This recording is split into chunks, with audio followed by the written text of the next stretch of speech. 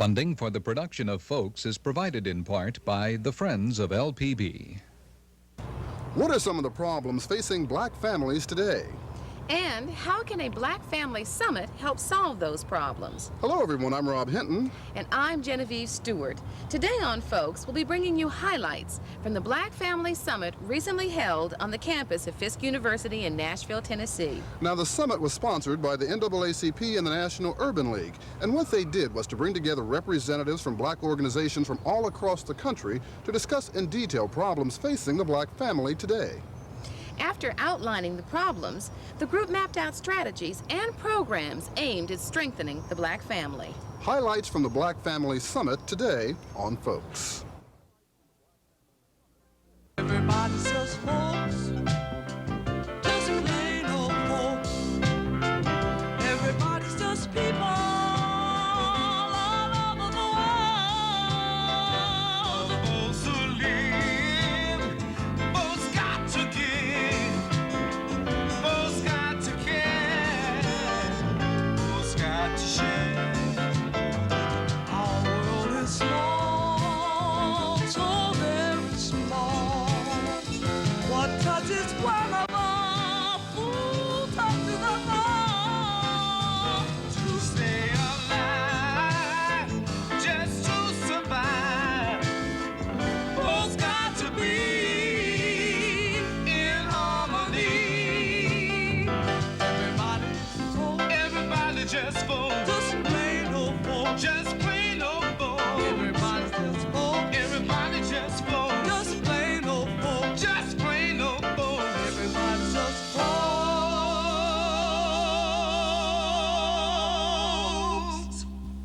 In September of 1983, the NAACP called for a summit of national black membership organizations to deal with problems which the association felt had reached crisis proportions affecting the black family. Now, the NAACP's concerns were shared by the National Urban League, and recently the two groups sponsored a Black Family Summit on the campus of Fisk University in Nashville, Tennessee. Now, before we bring you highlights from the summit, we thought we would share with you some facts about the black family taken from the 1983 and 84 editions of the State of Black America, which is put out by the National Urban League. Fact: from 1970 through 1980, the percentage of black married couples dropped from 66% to 54%. Fact: from 1970 to 1980, single female-headed families rose to 42%.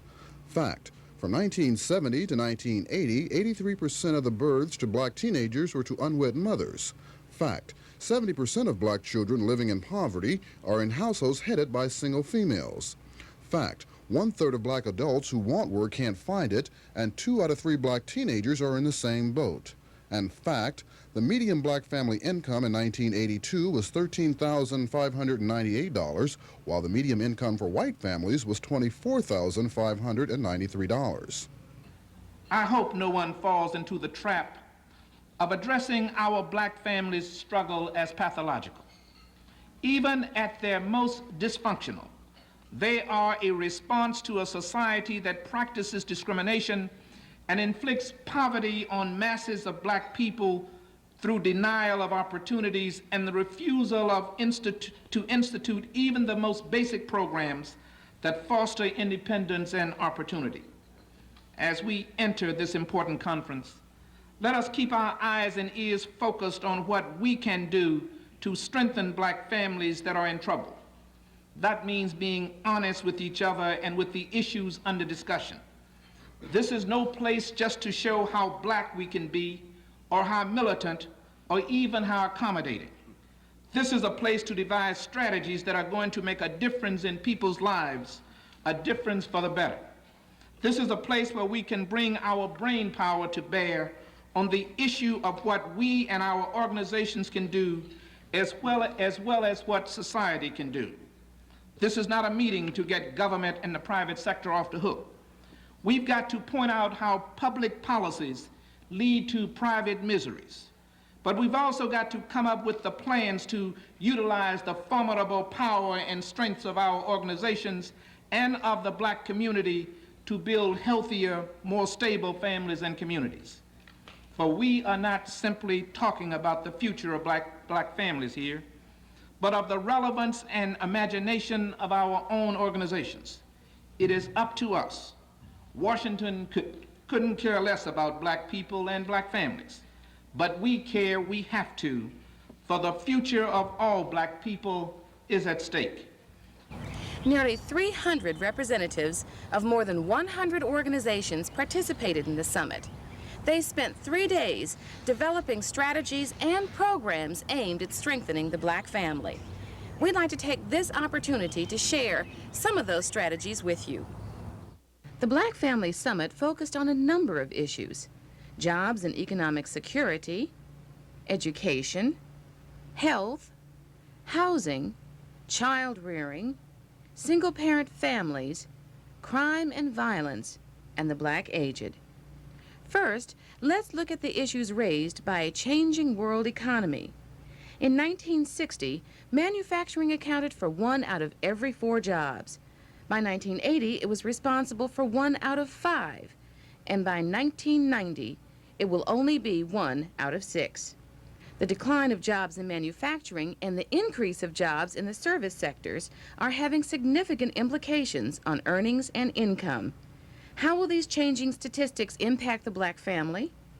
The female labor force rate now stands at 52.5%. By 1990, that number will reach 60%. What effect will these changing statistics have on black families? And will black men and women begin to compete for scarce jobs? What impact will plant closings and business relocations have on the black family? And what impact will a sub-minimum wage for youth have on adult family members? Here are a few answers from the Black Family Summit. We wanted to give top priority to full employment at livable wages for all persons able and willing to work. And we recommend vigorous enforcement of the full employment provisions of the Hawkins-Humphrey Act and the Full Employment Act of 1947. We believe that the minimum wage is not a significant factor in the jobless rate of black youth. So we recommend strong opposition to any institution of a sub-minimum wage. There is concern over the role and status of blacks in the military and the thrust of military policy and the disproportionate number of blacks who are used in the military for cannon fodder. We strongly recommend, the recommendation is, while recognizing historic and current discrimination in the armed forces, many blacks take advantage of the military for employment and skills training. The armed forces should not be foreclosed as an option for black youth. Many of our nation's industries need refurbishing, retooling, and modernization. We recommend that this nation make a concerted effort to establish a national industrial policy with the objective of generating jobs and economic growth.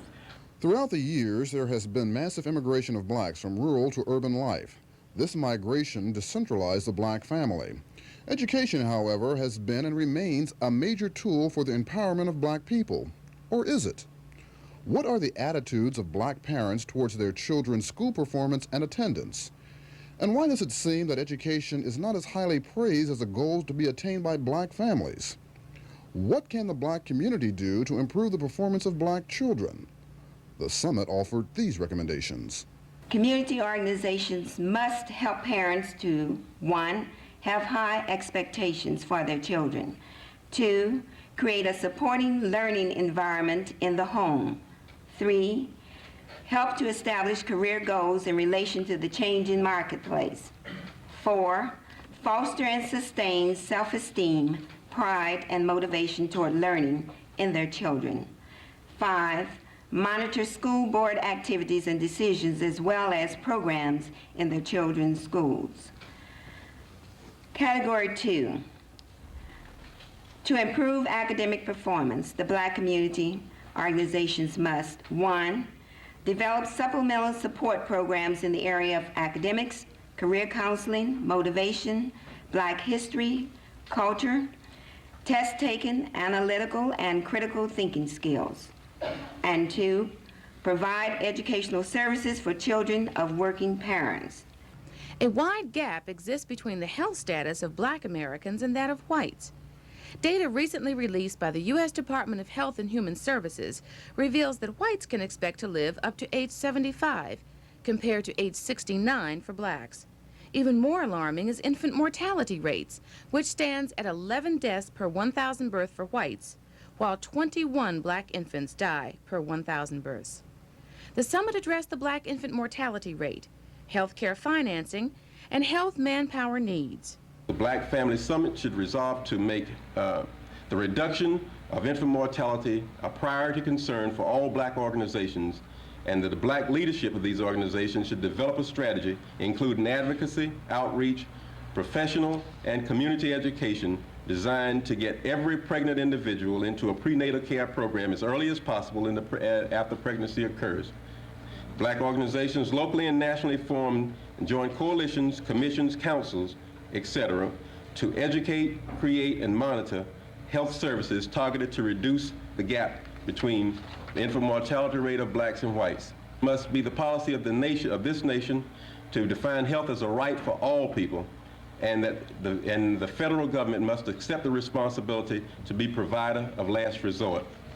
In the area of legislation, the Summit Conference should go on record as opposing all legislation, regulations, and programs which have the effect of denying medical care and health care to its citizens. In this regard, we recommend that the conference support the following legislation: the federalization of the Medicaid program, support for an enactment of a child health assessment program. Housing was another issue addressed at the summit. What types of housing and what locations are preferred by black families? And how can federal, state, and local government policies and programs in housing be strengthened? Here are some strategies that the summit mapped out. Demand creative, aggressive participation in financing, development, and maintenance of housing. Redirect our commitment to ownership. With respect to what we can do, assume responsibility for the creative use of existing resources. Have our organizations, such as the Urban League and the NAACP, in our localities apply to HUD for purchase of projects off HUD's inventory list, so that those projects can be kept in the neighborhoods, kept in control of black hands, excuse me, and guaranteed to be for low and moderate income people.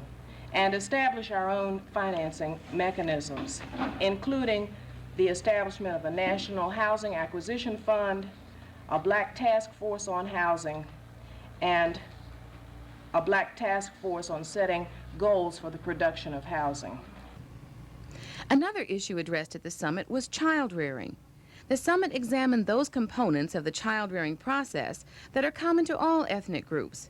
It also identified those differences in child rearing which are unique to blacks because of cultural and historical factors.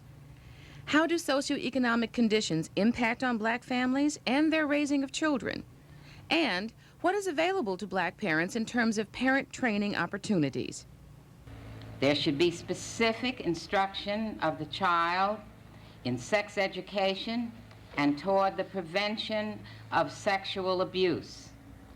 2, parents should be principal disseminators of information about black history to the child.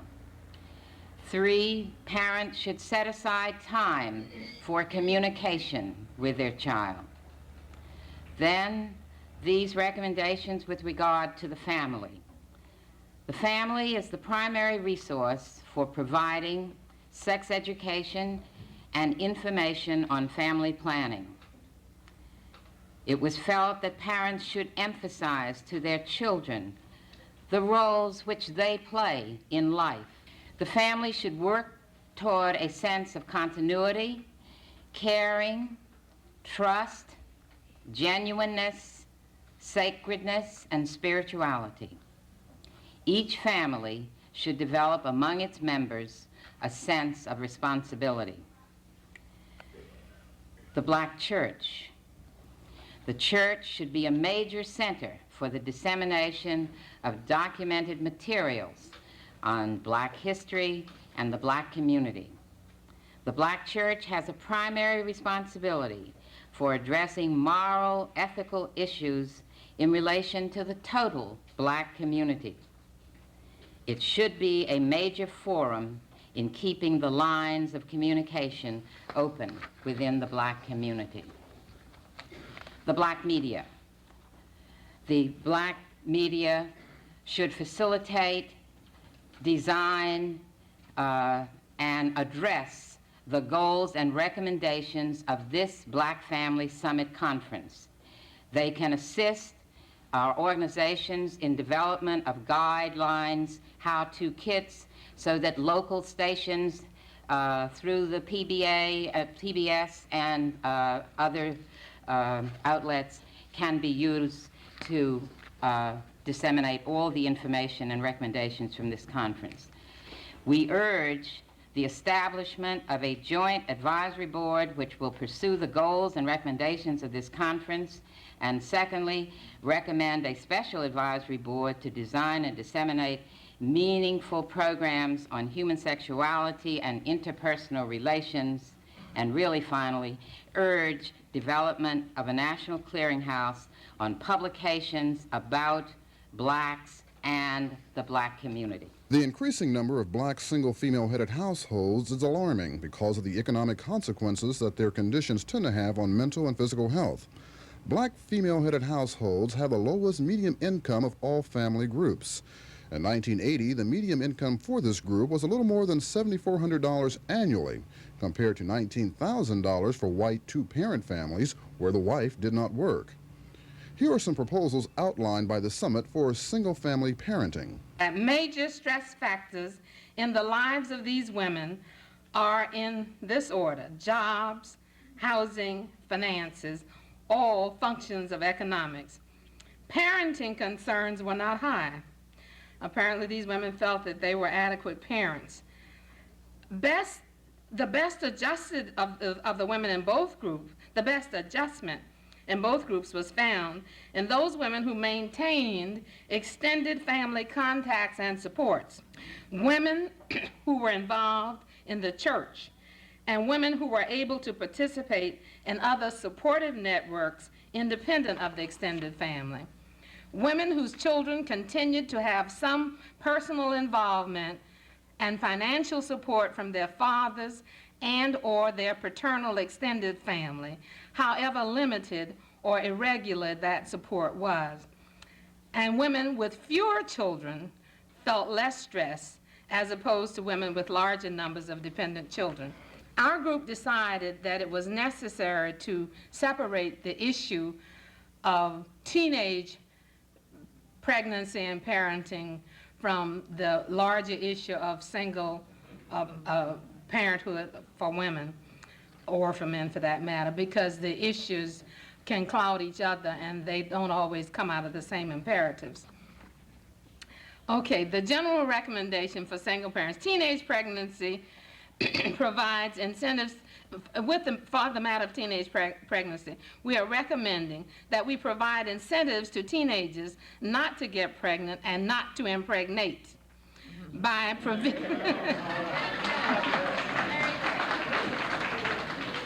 provision of such rewards as scholarships, jobs, and job training opportunities, skills development, programs in time-relevant jobs with the promise of upward mobility. Many decisions about crime and the criminal justice system have been made without black input. Those decisions that have been made demonstrate little regard for the impact of crime or the criminal justice system upon the black community. What are the economic effects of crime on the black family? What are the psychological effects? And what impact do violent crimes and incarceration have on the black community? We asked you to consider, as national groups, what your policy is going to be on a moratorium on prison construction, realizing that there is now a policy that, to build more prisons, to incarcerate more people, and the consequence has been an overcrowding of the prisons, and the violent crime statistics are on the increase. We ask that the various institutions and organizations and individuals here go back and, using the traditional self-help techniques that we have developed as black people, to reinforce our values in our institutions. We ask that one of the values that has been traditional with black people is that we will not tolerate crime, and we ask that that be the kind of theme that would be carried on. We would demand that groups focus upon demanding accountability and responsibility for the solutions to problems in our institutions, so that, for instance, churches could help develop some sort of networking with prison chaplaincy groups. Other groups could get together, work together to develop halfway houses. We have to create a system as an alternative to incarceration. Elderly blacks are the most vulnerable group in this nation's aging population. Today, blacks 65 years and over comprise almost 10% of the black population, and approximately 60% of the elderly population is female. Beyond problems which are cited for the elderly as a whole, aged blacks have historically suffered the consequences of racial discrimination. The summit examined the status of elderly blacks and what can be done to improve it. Many of you getting together, just like we did, could think about ways in which we could develop ways to involve the black elderly, male and female, in the decision-making process that affect their lives. They could be on policy and planning boards, and they could be in institutional care kinds of decisions that affect their lives and the lives of their peers. We felt that there is a great need for information about the needs of the elderly. When we got together from our different areas of the country, one of the things that we found out was that there was no central place where we can find out data on the state, local, national level about the needs of elderly. They're collected in several kinds of archival things, but there's no comprehensive, no systematic way of trying to understand that. And so therefore, without data, we cannot be able to provide and plan the kind of services we need. So we think that this organization should begin developing ways to institutionalize a needs assessment for the black community in general and for the black aging in particular. We also felt that we ought to also empower black community organizations, historical black institutions with the ability to do research and evaluation related to the needs of the aged. We sometimes have been forced to, by racial discrimination and what have you, to depend upon the data that's been collected by other people. And sometimes other people leave out information that's vital to our interests. NAACP Executive Director Benjamin Hooks called the summit a success, and he explained how information from the summit will be used. Well, there are two methods that suggest themselves to me in the first instance. It is that the groups who are here, there's a whole universe to be worked on. The organizations are here because some of them, all of them are here because they're interested, some are here because they've been doing a part of the work.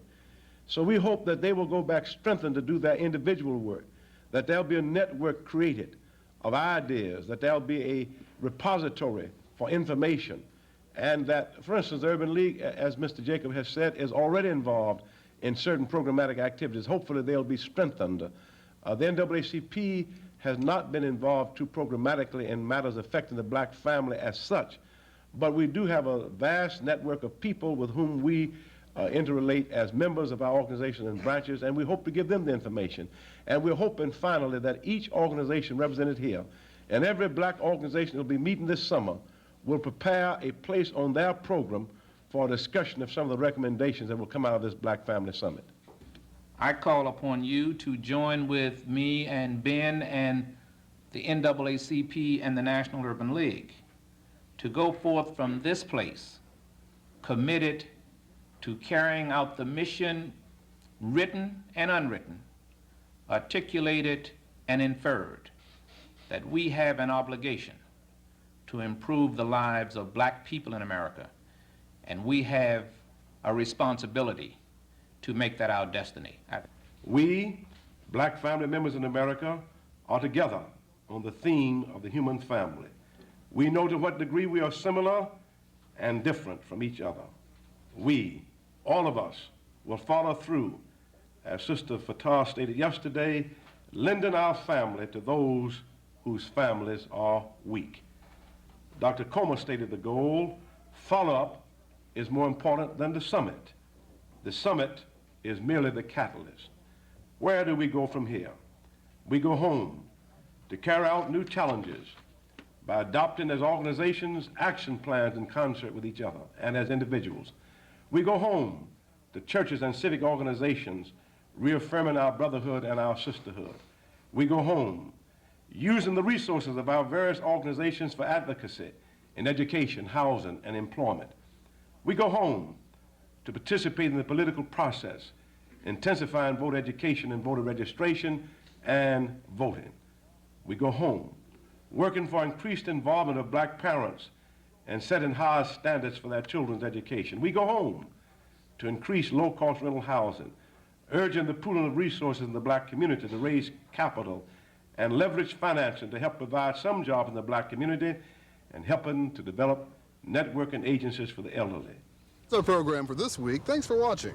Next week on Folks, we'll be bringing you highlights from the first annual Louisiana Senior Games. Until that time, make it a good week.